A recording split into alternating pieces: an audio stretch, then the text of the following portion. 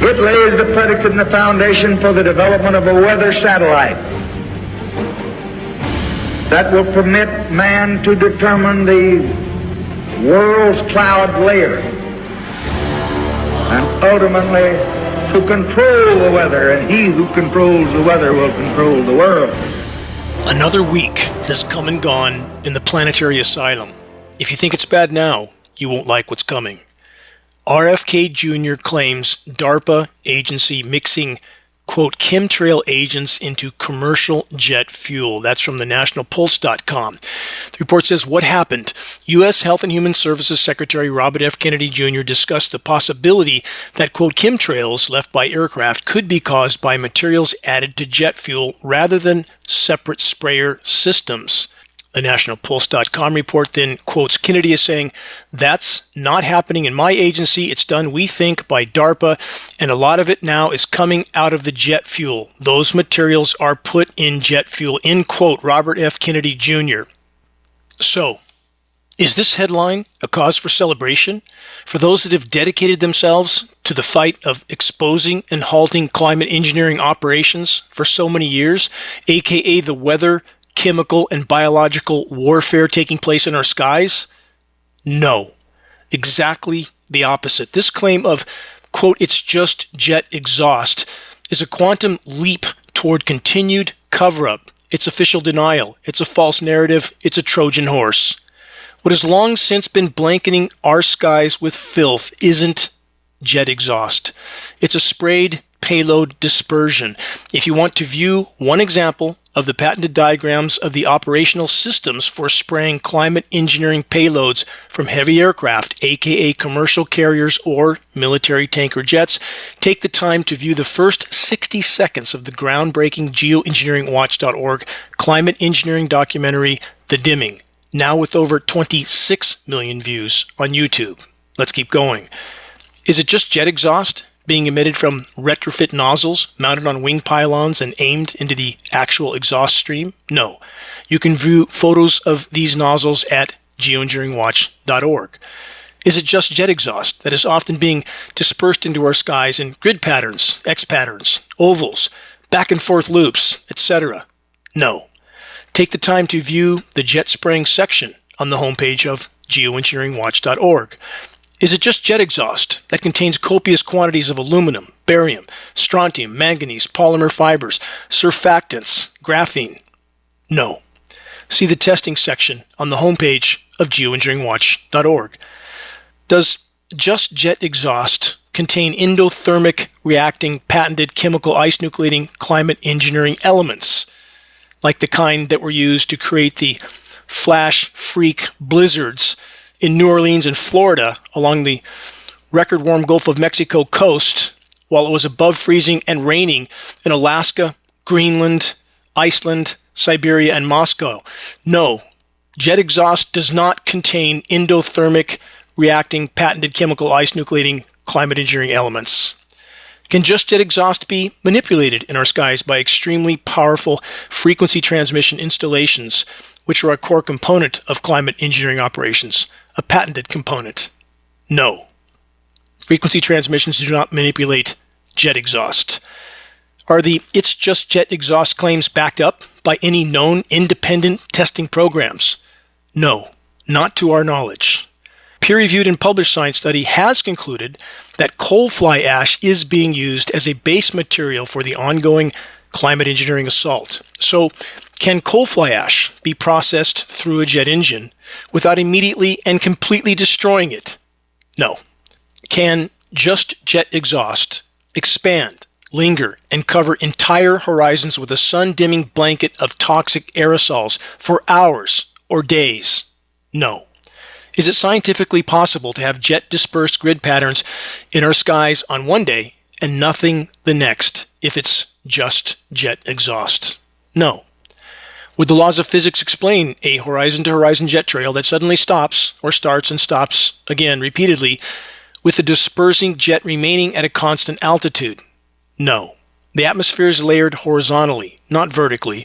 Further, atmospheric relative humidity is declining precipitously, further undermining the "it's just jet exhaust" narrative of deception. Is there an illegal federal gag order on the agency operations of both National Weather Service and National Oceanic and Atmospheric Administration because these government agencies don't want you to know about just jet exhaust? No. In 2011, did the National Oceanic and Atmospheric Administration actually admit on the record that atmospheric aerosol content had doubled during the previous decade? Yes. Did the National Oceanic and Atmospheric Administration further state in the same report that they had no idea where all the additional atmospheric aerosols were coming from? Yes. NOAA apparently had no idea where all the increase in sky filth was coming from. Has Geoengineeringwatch.org testing revealed that the climate engineering elements showing up in atmospheric testing samples are manufactured particles and not soot? The answer is yes. Watch for an upcoming post on this subject. For the record, Geoengineeringwatch.org worked with the University of Minnesota on extensive precipitation testing. The conclusion of this testing indicated that 40 to 60 million tons of climate engineering nanoparticles are being dispersed into skies around the world on an annual basis. So, can 40 to 60 million tons of geoengineering elements be cycled through jet engines without completely destroying them as, quote, just jet exhaust? No. Have former U.S. Air Force generals stated on film and on the record that climate engineering operations are in fact taking place in our skies? Yes. View the dimming documentary on the homepage of geoengineeringwatch.org. Have former government scientists stated exactly the same on the record? Yes. Again, view the dimming. Are governments around the world frantically calling for geoengineering jets to spray toxic climate engineering elements into our skies in a desperate last-ditch effort to slow the unfolding planetary incineration? Yes, though climate engineering can and is only making the situation far worse overall, not better. Short-term, highly toxic surface cooldowns at the cost of a worsened overall incineration. Is the global climate science community also calling for the need to spray toxic aerosols from geoengineering jets as part of solar radiation management operations? Yes. Are tracking transponders often turned off on heavy jet aircraft as they are dispersing massive plumes of elements into our skies? Yes. On days when jet dispersions blot out the entire sky, can jets be seen on flight trajectories that are nowhere near any commercial routes? Absolutely yes. Does the U.S. military have an over 75-year-long record of spraying elements into the atmosphere as part of their historically verifiable climate engineering experiments and operations? Yes. Has the global climate science community warned about geoengineering solar radiation management operations destroying Earth's life-giving ozone layer if such operations were to be deployed? Yes. In spite of official denial, is Earth's ozone layer now nearing functional collapse? Yes. Is this an extremely near-term existential threat in and of itself for all life on Earth? Yes. Have climate engineering elements now ubiquitously contaminated the entire planet? Yes. Aluminum, barium, strontium, manganese, polymer fibers, surfactants, graphene, and certainly much more. Have climate engineering operations completely and totally disrupted the global hydrological cycle as the climate science community warned would be the case with such operations, wreaking havoc with ecosystems and crop production around the world? You decide. So is it reasonable or rational to believe the completely entrenched cancer of total control, aka those who print the money from thin air, are going to allow anyone into their club that has not already been completely compromised and controlled in one form or another? No. Should we absolutely expect the controllers to do everything in their power to deceive, distract, and divide populations in regard to everything that matters, most especially the ongoing weather, chemical, and biological warfare in our skies? Absolutely. Courage and God-given faculties like reason, logic, and vision make inarguably clear our skies are being sprayed. No, it isn't just jet exhaust. With all this in mind, the following definition is always important to consider. Limited hangout. A limited hangout or partial hangout is a tactic used in media relations, perception management, and politics, along with information management. Manipulation, perception, the role of the limited hangout in information control. A limited hangout strategy involves the deliberate disclosure of selected information to prevent the discovery or exposure of more important or damaging details. In other words, some truths, often relatively minor or less damaging, are released to distract attention from or cover up larger and more damaging secrets. So, for the sake of clarity, a recap of the past few weeks regarding the big announcements from government agency officials that they're going to put a stop to the bad actors that are covering our skies with toxic aerosol filth. First, there was the announcement from the head of the US EPA, Lee Zeldin, that he was really going to crack down on climate engineering by going after the two Silicon Valley clowns that launched a few balloons into the skies over Baja California and Reno, Nevada, each balloon carrying less than 10 grams of SO2. For the record, it would take a total of 10 million 10-gram balloon payloads to equal a single KC-135 geoengineering jet tanker payload of climate engineering elements. And for the record, SO2 isn't the problem. Aluminum, barium, strontium, manganese, surfactants, polymer fibers, graphene, and God knows what else, possibly pathogens, is the problem. So, thanks for the meaningless mass distraction, Mr. Zeldin. Again, the head of the US EPA. With Zeldin's completely failed attempt of the criminal cabal masquerading as a legitimate government to pretend it was going to do something about the completely out of control climate engineering assault, the next attempt has now been put in motion. A rehash of the decades-long false narrative that it's all just jet exhaust in our skies. And about the mention of DARPA, Defense Advanced Research Projects Agency. No help. Anyone who knows anything about DARPA has always understood that this criminal organization is involved with any and every nefarious everything. No secret there. With all that in mind, let's add this. A new report that acknowledges the so-called climate science community has always been blatantly lying about its claim that climate engineering can't be occurring because there's no existing technology to carry out such operations. Though geoengineeringwatch.org has long since shown military archival film footage of biplanes in our presentations spraying atmospheric aerosols via patented tank, pipe, and pump equipment all the way back in 1923. View the dimming on the homepage of geoengineeringwatch.org. Now fast forward 102 years. About the headline. Low altitude, high latitude stratospheric aerosol injection is feasible with existing aircraft. That's from AGU, the American Geophysical Union. What a cast of cowards, all of them. No one admitting to the glaring truth in our skies. The report states low altitude, high latitude stratospheric aerosol injection would have strongly reduced efficiency and therefore increased side effects, that's an understatement, for a given global cooling. It would also produce a more polar cooling distribution with reduced efficacy in the tropics. However, the report states it would face lower technical barriers because existing large jets could be used for deployment. What a shocker, right? Anybody that's clinically blind could have seen this for many decades. The EGU report then states, quote, this could imply an increase in the number of actors able to deploy stratospheric aerosol injection, an earlier potential start date, and perhaps a greater risk of unilateral deployment. Again, stratospheric aerosol injection, meaning jet aircraft spraying particulates into the atmosphere. It doesn't say stratospheric aerosol exhaust plumes. No, stratospheric aerosol injection. Patented processes. Again, view the first 60 seconds of the dimming for a start into this subject. Let's keep going.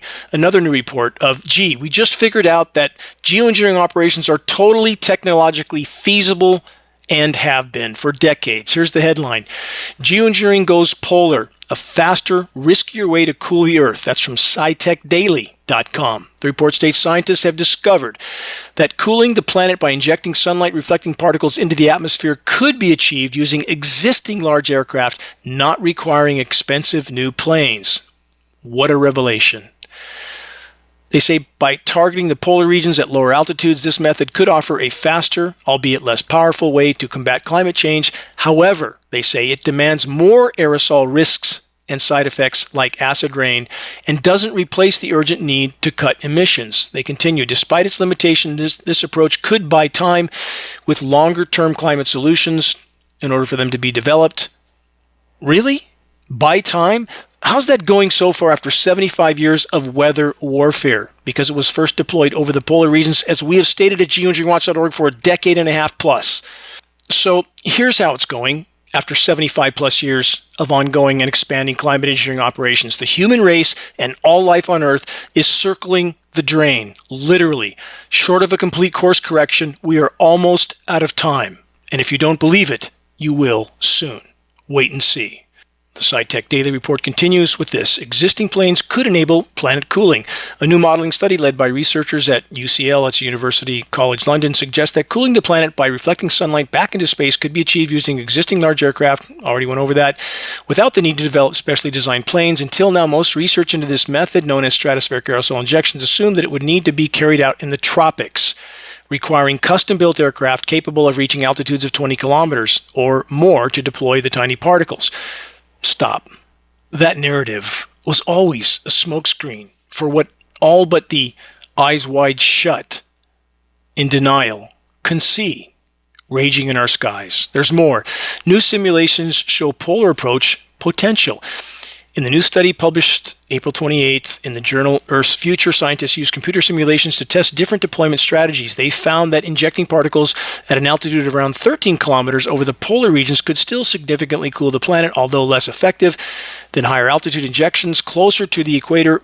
Importantly, existing commercial jets like Boeing 777Fs are capable of reaching these lower stratospheric altitudes. Why? Because in the polar regions, the stratosphere can be as low as 23,000 feet, something that scientist Douglas McMartin didn't seem to know when I debated him on live radio in New York. Douglas McMartin, we later sued him because Dr. McMartin was responsible for the censoring of the dimming on Facebook. After 4 years of malicious emails sent to me, was he an independent fact checker? Was he held accountable as such? No, the system didn't hold him accountable, but we certainly took him to court, and Bloomberg News covered it.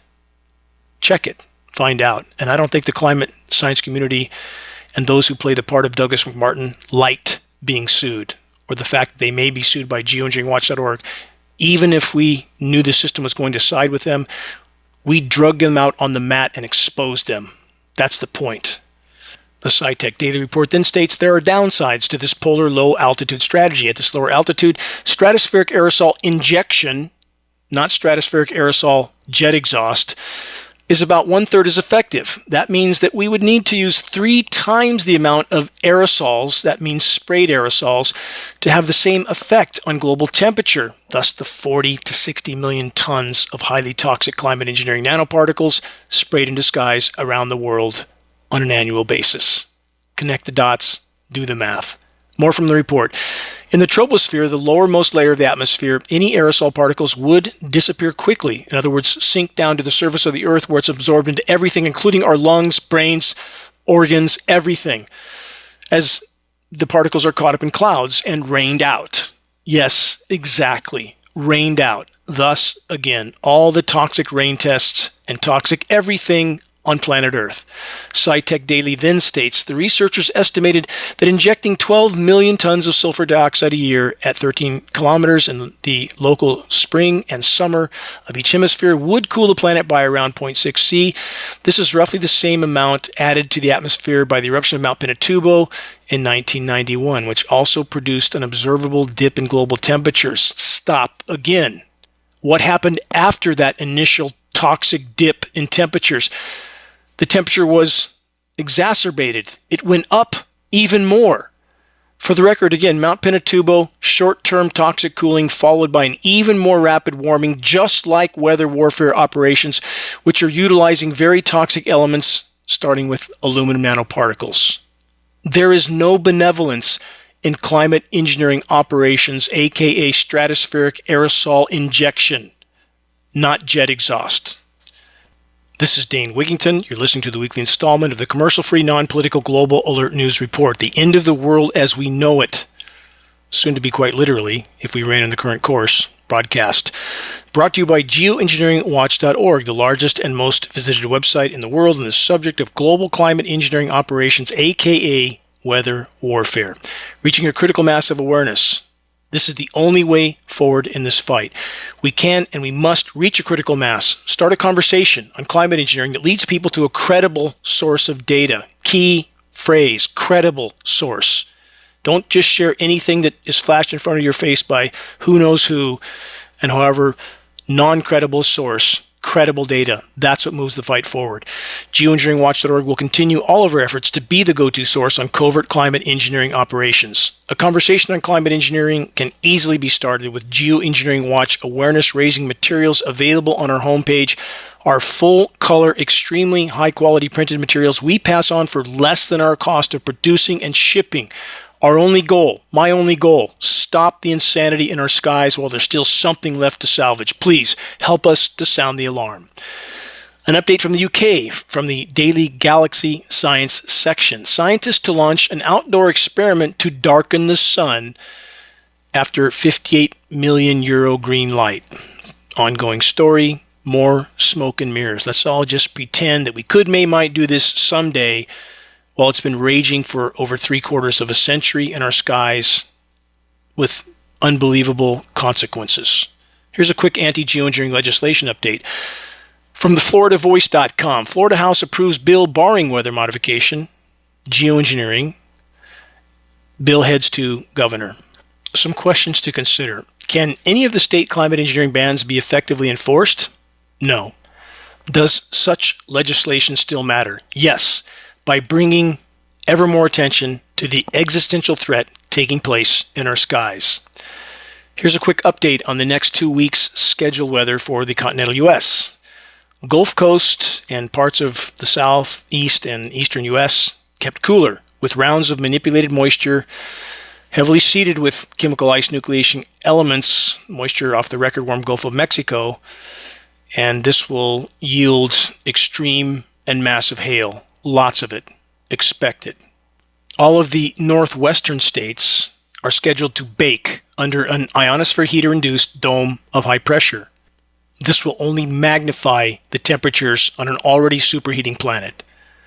Planet Earth prognosis for summer 2025. Climate chaos and overall meltdown, with weather warfare operations further fueling the overall fire, compounding the damage done by countless other forms of highly destructive, industrialized, militarized everything. Over 75 years of ongoing covert weather warfare has completely disabled and derailed the planet's ability to respond in any meaningful way. The ship is going down. About the air we breathe, all of us, not good. From theatlantic.com, the Texas county where everybody has somebody in their family with dementia. Imagine that. And why would that come as any surprise when atmospheric air column testing has revealed that there are toxic aluminum nanoparticles in every breath we take, along with a plethora of other toxic elements? It's a matter of time for all of us, and none of us are firing on as many neurons as we would have if not for climate engineering operations. And the entire web of life is tanking at this point. And it is a very non-linear equation. I want to stress that. Life is crashing on this planet. On that note, for yet another alarming barometer of just how contaminated our planet is and just how fast everything is dying, how about the birds? How are they doing? How many really want to know? From MSN, scientists issue urgent warning after alarming collapse of bird populations across the U.S. Quote, "We have a full-on emergency," end quote. The report says birds tell us that we have a full-on emergency across all habitats, not just birds. Really? Who could have guessed that? Geoengineeringwatch.org has been trying to warn for over a decade and a half. We sent up the red flares on global insect population collapse in 2012. Obviously, the birds had to follow, nothing to eat. And for those that are trying to convince themselves that we don't need nature, insects, birds, wildlife, forests, living oceans, etc., because they think food comes from Burger King and Walmart. A rude awakening is coming when store shelves empty out. Wait and see. On that note, also from MSN, farmers raise concerns about higher food prices after crops are destroyed. End quote of that headline. What factors do we face? Extreme weather warfare, everything. Extreme UV from our now decimated ozone layer. Climate engineering at the core of that equation. Not just the oxidative aerosols being sprayed into our skies, but also the frequency transmissions used to manipulate those aerosols. Dead soil microbiome and root systems everywhere, from forests to crops. Aluminum nanoparticle climate engineering fallout. Again, toxic to all life forms, no exceptions. About climate engineering's damage to the ozone layer, again, already on the precipice of functional collapse, perhaps as soon as next year. From the UK Guardian, how a solar storm could lead to a U.S. nuclear disaster worse than Chernobyl. Solar storms as intense as the 1921 superstorm have a potential to cause a nightmare scenario. How many times have I been over this on this broadcast? Let me finish. And we are unprepared. A nightmare scenario in which modern power grids, communication systems, and other infrastructures collapse for months. Not for months, forever. It's not a bump in the road, it's the end of the road. It's the end of what was. They say such a collapse of power grids would likely also lead to nuclear power plant accidents whose radioactive emissions would aggravate the overall catastrophe. No, it wouldn't aggravate it. It would be game over. It would strip away what little is left of the ozone layer. Again, end of the road. Mathematical certainty. The human race has painted itself into an unimaginably dark corner. And for the record, there are 442 nuclear power plants that will descend into meltdown under any one of a number of impending scenarios. And there's 60 more nuclear power plants under construction. How many times do I hear from people, oh, they wouldn't do this to themselves? They, the proverbial controllers, those who print the money from behind the curtain, they already have in countless ways, including the detonation of over 2,400 nuclear bombs that contaminated everything on planet Earth, and yet they continue to build more. Very dark corner we find ourselves in. Next, let's take an off-ramp to the far left side of the fence from the HartmanReport.com. Quote, will scientists dim the sun? Question mark. Will this plan shield the planet or backfire catastrophically? Question mark. The Hartman Report then states geoengineering solutions risk whipsawing weather, destroying crops, and even poisoning cropland, among other possible outcomes, including, no doubt, the report says, many other side effects that we haven't yet even considered. Let's stop there. Mr. Hartman, have you done even a shred of legitimate research? The answer can only be no. Everything that you just stated might happen with climate engineering has long since been unfolding and accelerating. Very soon, all the so-called experts that so tenaciously towed the line on the official denial of the climate engineering elephant in the sky will have much explaining to do for a population that is justifiably enraged at the depth of deception that has been waged on them for decades. The criminal cover-up of climate engineering operations and the so-called experts that the public has been trained, taught, and programmed from birth to blindly trust. Participants in the criminal cover-up of highly toxic weather warfare raging in our skies, again for decades. Yes, the proverbial pitchforks and torches moment draws ever nearer. One more footnote from a major source of alternative media, Democracy Now! I've met Amy Goodman twice, and for the record, when I asked her why she didn't cover climate engineering, and also one of her primary sponsors, at least at that time, was the Ford Foundation, what she stated to me was, quote, well, at least I cover most of the truth. My reply, Miss Goodman, there's only the truth or something other than the truth. A boat doesn't float if it's mostly watertight. You can't tell most of the truth. There's either all the truth or, again, something other than the truth. Moving on. So, what are the inmates running the asylum focused on as the planet's life support systems virtually implode? Buying more, bigger, and better weapons of mass destruction. Of course, what else would they be doing? From CNN and other sources, world's military spending rises at highest rate in nearly 4 decades.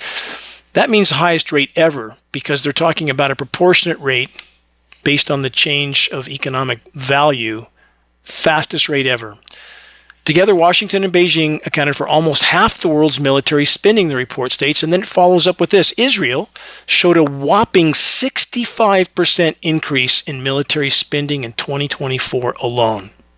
Gee, I wonder where they got all that money. I wonder what they did with it. While you're putting the puzzle pieces together, let's add this. From the UK Guardian, Spain and Portugal power outage. What caused it? And was there a cyber attack? The report says several countries in Europe have been scrambling to restore electricity after a huge power cut caused blackouts. Spain, Portugal, and some of the southwest of France suffered a massive power cut on Monday, with major cities including Madrid, Barcelona, and Lisbon among those affected. Houses, offices, trains, traffic lights, and even the Madrid Open tennis tournament were all hit. Can't have that, causing chaos for millions of people and prompting a scrambling by the Spanish and Portuguese governments and network operators to understand the problem and race to fix it. They state, quote, a rare atmospheric phenomenon had caused a severe imbalance in temperatures that led to the widespread shutdowns.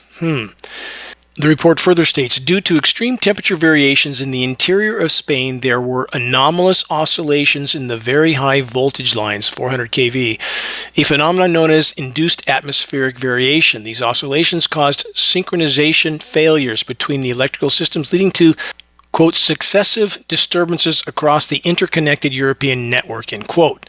The system suffered, quote, cascading disconnections of power plants, end quote. Here's a question. Could the following puzzle piece be connected in some way? This headline is from just days before the massive power failure in Spain and Portugal, from Haaretz.com. Spain cancels arms deal with Israel under political pressure. Just a coincidence, I'm sure, right? You decide. More on the fate of Spain from FoxLive.com. Induced atmospheric vibration was the cause of Spanish power outage. Anyone remember the Stuxnet virus? If you don't know what this is or who is responsible for creating it, take the time to do some research. Then consider that puzzle piece. And of course, there is always the power structure fallback of blaming alternative energy sources for unfolding societal collapse. From the UK Daily Mail, this is net zero to blame for Spain blackout chaos, ? Let's forget all the other facts we just cited. Why green power may have exacerbated anarchy as 30,000 officers, 30,000, are deployed to the streets and panic buying empties shelves amid state of emergency. Do we see any of this on U.S. Matrix media while they're showing nonstop political theater, the scripted, moronic filming of the staged presidential cabinet meetings? It's a circus of clowns. That's what that is. The Daily Mail report continues with this. As power networks shut down across Spain and Portugal, dramatic videos showed mayhem with traffic lights switched off and shops and railway stations going dark. Again, panic buyers emptied supermarket shelves, airports shut, and trains ground to a halt. Coming to a neighborhood near you. Wait and see. But even if you can still find food where you live, is it helping you or harming you? From the National Library of Medicine, an alarming decline in the nutritional quality of foods, the biggest challenge for future generations' health. Let's stop there. Here's a point.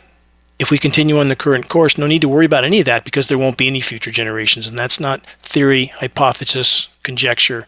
It's a statistical trajectory that we are on. The report states in the last 60 years, there has been an alarming decline in food quality and a decrease in a wide variety of nutritionally essential minerals and nutraceutical compounds in imperative fruits, vegetables, and food crops. The potential causes behind the decline in the nutritional quality of foods have been identified worldwide as chaotic mineral nutrient application, the preference for less nutritious cultivators, crops, and the use of high-yielding varieties, and agronomic issues associated with the shift from natural farming to chemical farming. Likewise, the rise in atmospheric or synthetically elevated carbon dioxide could contribute to the extensive reductions in nutritional quality of fruits, vegetables, and food crops. That last part is in fact true. Increasing atmospheric CO2 by over 50% does absolutely have a very profound effect on the nutritional quality of crops. The report then states, this critical review emphasizes the importance of balance and adequate nutrition as well as the need to improve soil biodiversity and fertility. Those are main causes behind the decline in nutritional density. What are they leaving out? What massive elephant in this equation are they leaving out? The ubiquitous contamination of the entire planet with a plethora of toxic elements, starting with aluminum nanoparticles, which are toxic to all life forms, period, and which peer-reviewed study proves cause root systems to shut down nutrient uptake, killing soil microbiome as well. Is it any wonder that this is happening and this massive part of the equation completely left out? But keep in mind, always there are many factors. These equations aren't just this or that equations, they're this and that equations. All must be considered, all must be addressed, or credibility is lost. So again, Maha everything means nothing unless or until the highly toxic atmospheric spraying is exposed and halted. No, it isn't just jet exhaust.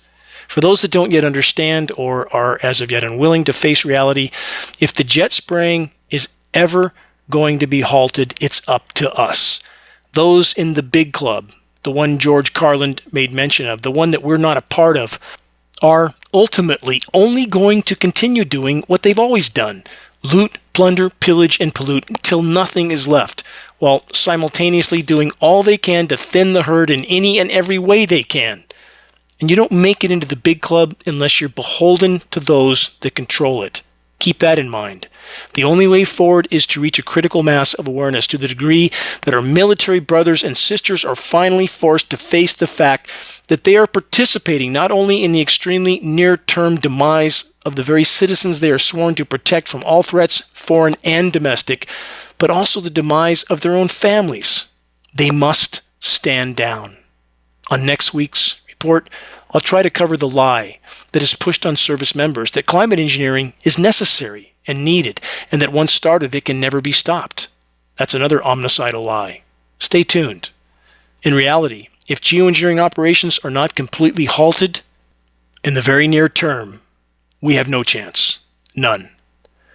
You're listening to the weekly installment of Global Alert News, the Bad News Broadcast, installment number 508, May 3rd, 2025. This is Dane Wigington, your host. Global Alert News, brought to you by Geoengineeringwatch.org, the largest and most visited website in the world on the subject of climate intervention operations known as geoengineering. Global Alert News is aired on numerous AM and FM stations around the country.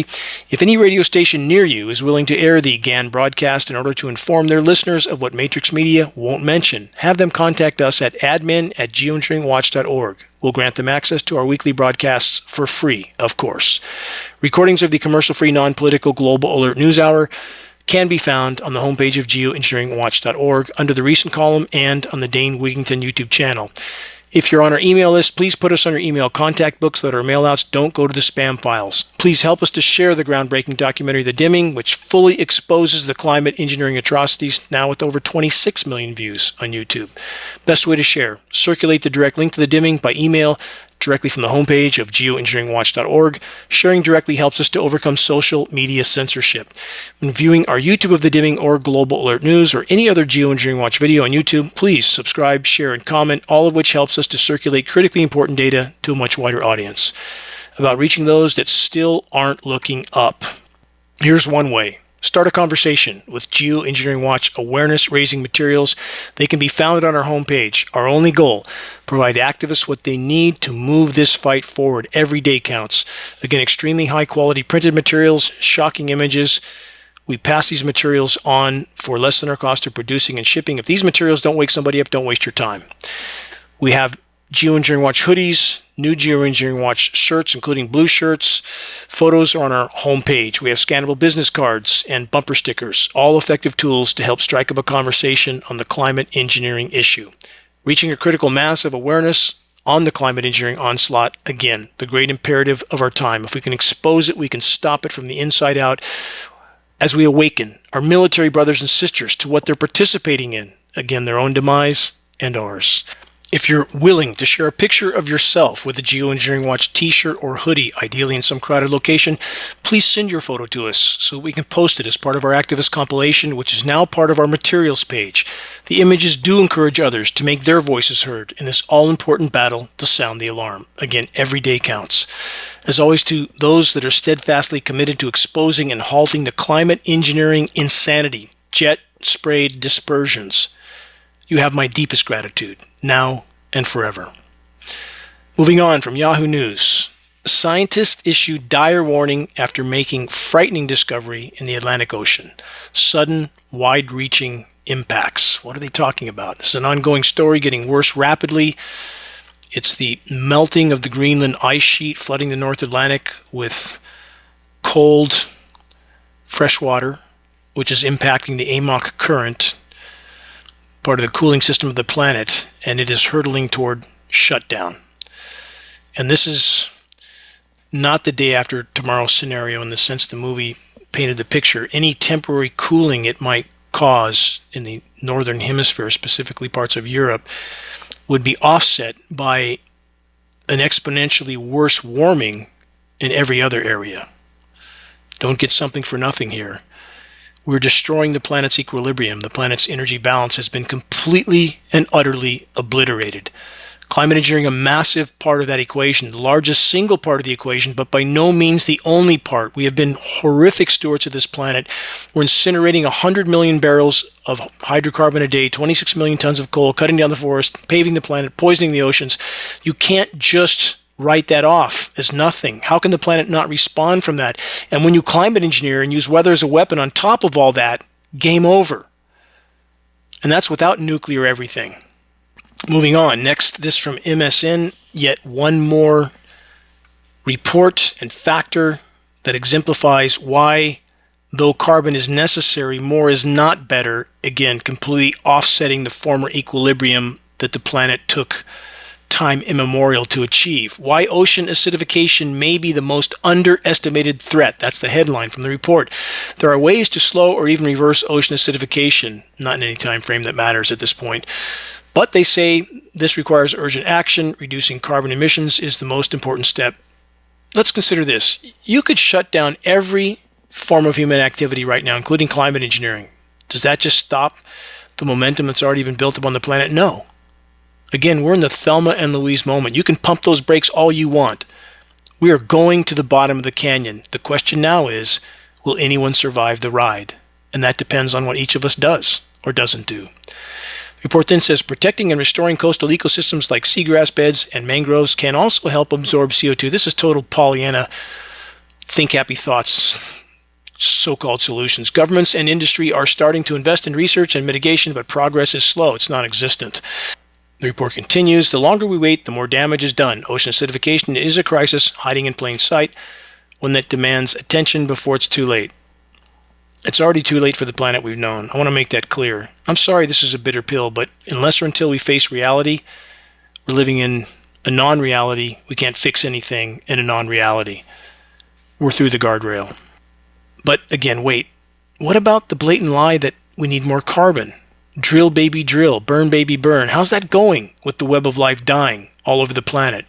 Again, yes, carbon necessary, but when you pump it up by over 50% in the geologic blink of an eye, completely changing atmospheric chemistry, and now add weather warfare, planetary omnicide follows. Again, the planet was thriving before carbon was pumped up by over 50% and climate engineering was added. Keep all those puzzle pieces in mind, not just this or that. More on dying oceans, aka coming Canfield Ocean. Investigate that term. You won't like what you learn, and that is the trajectory we are on.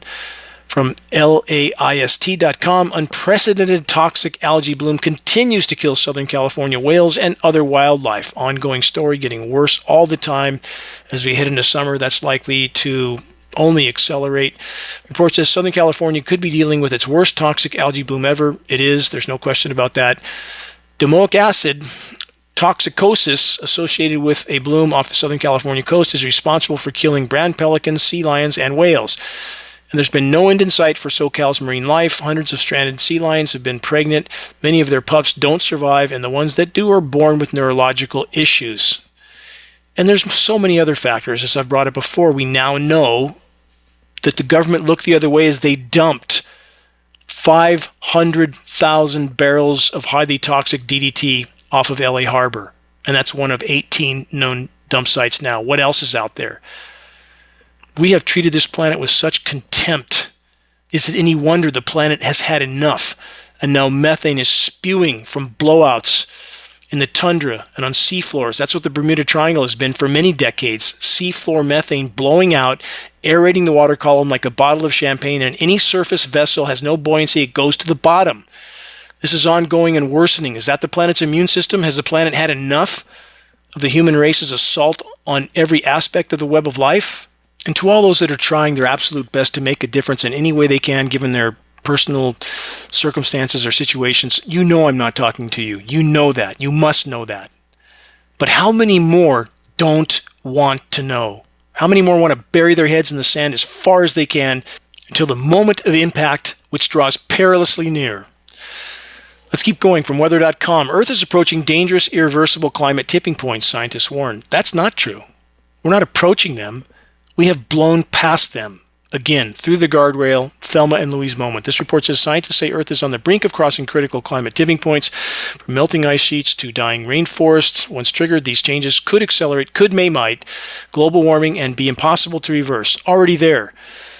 And when I say we're not going back to the planet we've known in any time frame that matters, what does that mean? It means that based on past mass extinctions with equilibrium periods of 10 to 20 million years and what's happening now being literally hundreds of times worse because it's happening hundreds of times faster, that paints a very dark picture, doesn't it? What's most concerning about these tipping points, the report says, is that once triggered, the changes often escalate on their own. That's called a feedback loop. There's about 50 already triggered. 50. Without additional human input, and methane is one of those loops, by the way. The more methane that releases migrates through the water column, then into the air column, spreads out through the atmosphere like a layer of glass, trapping heat. That's why when the sun goes down, often the temperatures don't. Climate engineering worsening that. Climate engineering aerosols deflecting some of the daytime heat, trapping nighttime heat, all of it exponentially increasing the dire scenario that we now face. Also from MSN, the 8 red flags of Earth's climate system are flashing now. Yeah, they're flashing all right. It's the oncoming train in front of our faces, and how many people can't seem to see it, no matter how much fact they're presented with. They want to pretend that more growth, more digging, burning, cutting down, that'll fix everything. We just need a good economy, right? There is no economy on a dead planet. How clear can that possibly be at this point? The party is over. But does that mean we give up? Really? If it can't be what we wanted it to be, and if we see the folly of our ways, we just give up? No. Again, the example I've given so many times. Your child's in a burning house, you know you have almost no chance of saving them. Would you not try? Could you live with yourself if you didn't try? Of course not. We don't own our lives, we owe them to the whole, without which we would not be here. We owe our lives to our children. It's our duty, it's our responsibility, it's our obligation to do everything in our power to preserve some semblance of a future for our posterity, and that cannot happen without a functional living environment. On that note, from the UK Guardian, Trump has launched more attacks on the environment in 100 days than in his entire first term. Think about that. Sprawling tracts of land, including the Arctic, have been earmarked for new oil and gas drilling. Commercial fishing will be ushered into ocean sanctuaries, and half the U.S.'s vast expanse of national forests can now be cut down for timber. Think about that. Yeah, make America great again by killing what's left of the planet. And there's this recent report reminder from downtoearth.org. What's happening in other continents? Nearly 300 million people in Africa faced life-threatening heat in the past 3 months. That's from earlier this year. Another recent report reminder, many sources, extended heat wave in India and Pakistan tests survivability limits with temperatures reaching Death Valley levels. That's Northern Hemisphere. It's happening now. We see none of it on U.S. Matrix Media. Please bear with me as I blaze through as many headlines as I can. Too many to cover. From AccuWeather, summer of heat, thunderstorms, and drought to unfold for U.S. in 2025. They then state summer heat to bake central and western U.S. That is the scheduled weather. From grist.org, the New Jersey fire signals a new era for the Northeast. Keep in mind, the weather terrorists decide where it rains, how much it rains, and how toxic that rain is. Search the engineering wildfires section on the homepage of geoengineeringwatch.org to learn more.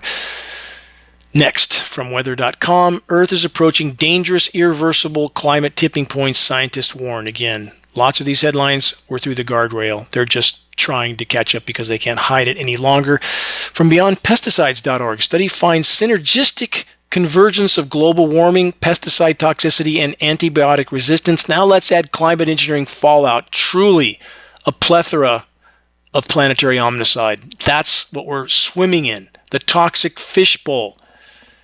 From how many different directions can the oncoming train approach us? Walls are closing in by the day. From the New York Times, National Climate Assessment authors are dismissed by Trump administration. Sweep that under the rug so that no one knows exactly what's happening. I have no love for the climate science community, but what's happening now is a complete deletion of any data that we can find to expose climate engineering. Point of no return. Iraq's fight to save its environment. Too late for that, and their wane has been cut off as well in case of Iran on the floor of the UN, stating so. On film, on the record, NATO cutting off the precipitation to those countries. That's weather warfare. I wonder why they hate us so much. From Vox.com, welcome to the world of triple-digit spring weather, why early season heat waves are becoming more common and dangerous. From the UK Telegraph, the most dangerous river in the world, why the Indus could spark World War III. Listen to this because it matters a lot.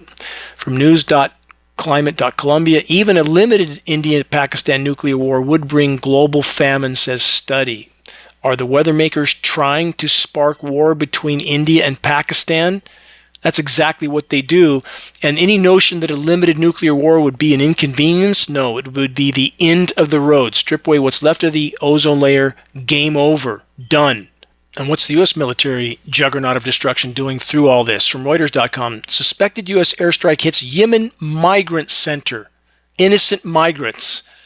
68 killed. Oops. Did we see mainstream media cover that? Just a mistake. Sorry. The U.S. military has said it has struck more than 800 targets since the current operation in Yemen, known as Operation Rough Rider. They really like their theatrical titles for carnage and destruction, don't they? The poorest country in the world, almost, bombing the hell out of them. And for those that think that the controllers care more about them than they do the people of Yemen, think again. As I've cited so many times in this broadcast, in 2012, U.S. agencies purchased 2.4 billion rounds of 40 caliber hollow point. That ammunition is for one purpose only. Not hard to figure out what it is. Is that plan B or C? If plan A fails, to cull the herd? You decide. Almost out of time. It's up to every single concerned and committed activist to stand against the ongoing and accelerating global climate engineering, weather, chemical, and biological warfare assault taking place in our skies, and to stand against the "it's just jet exhaust," last-ditch, desperate deception and division narrative of those in power, to hide the weather warfare operations. Always remember and consider what's in your control and what isn't. Focus on what is, one foot in front of the other, day in and day out, relentlessly. And when your journey ends, the distance you will have traveled will greatly exceed what you would have ever thought possible, as will the good you will have accomplished. Previously in this broadcast, I made mention of one such journey for me, one that I felt was not possible to complete, but nevertheless I felt compelled to try. A one-day trek from the bottom of Death Valley, well below sea level, the lowest place in the continental U.S., to the top of Mount Whitney, the highest mountain in the continental U.S., almost 15,000 feet to the summit. I crossed two additional mountain ranges in this nonstop trek, the Inyo and Panamint Mountains, each close to 5,000 feet through the passes, and then back down to close to sea level and back up again, then through the Owens Valley and up the eastern slope of Mount Whitney. The first 100-plus miles of this endeavor was on a modified mountain bike. The final climb of almost 7,000 vertical feet and 11 more arduous miles was on foot. Total climbing distance with the ups and downs of the entire journey was almost 24,000 feet. I did this in the middle of summer, July 5th, starting at exactly midnight from the bottom of Death Valley. It was 106 degrees. At 5 p.m., on the afternoon of the same day, 17 hours after I began my journey, I set foot on the summit of Mount Whitney. I remember that moment with absolute crystal clarity. I gazed eastward with the rays of the setting sun glowing on the distant Inyo mountain range, and far beyond that, the Panamint Mountains, both of which I had crossed en route to the summit of Whitney. Even further toward the eastern horizon, completely beyond view, was Death Valley, my starting point, midnight of the same day. The why of this journey was this. I felt, I believed, I told myself that if I could somehow complete this trek from the lowest place in the U.S. to the highest, under my own power, in less than a day, then I could somehow summon the strength to face the perhaps lifelong battle that lay before me, to expose and halt climate engineering, the most destructive human activity of all, the battle on which all else depends. My point is this: the proverbial journey of 1,000 miles begins with a single step, and if you keep marching with unyielding and relentless resolve toward the summit, what you may have believed to be impossible can, in fact, be achieved. As it has been said, persistence and determination alone are omnipotent. Together, we can yet make a difference, even at this late hour. Check the activist suggestions link on the homepage of geoengineeringwatch.org for specific instructions on how you can help to move this fight forward. Please make your voice heard. Make every single day count. Until next week, this is Dane Wigington from geoengineeringwatch.org.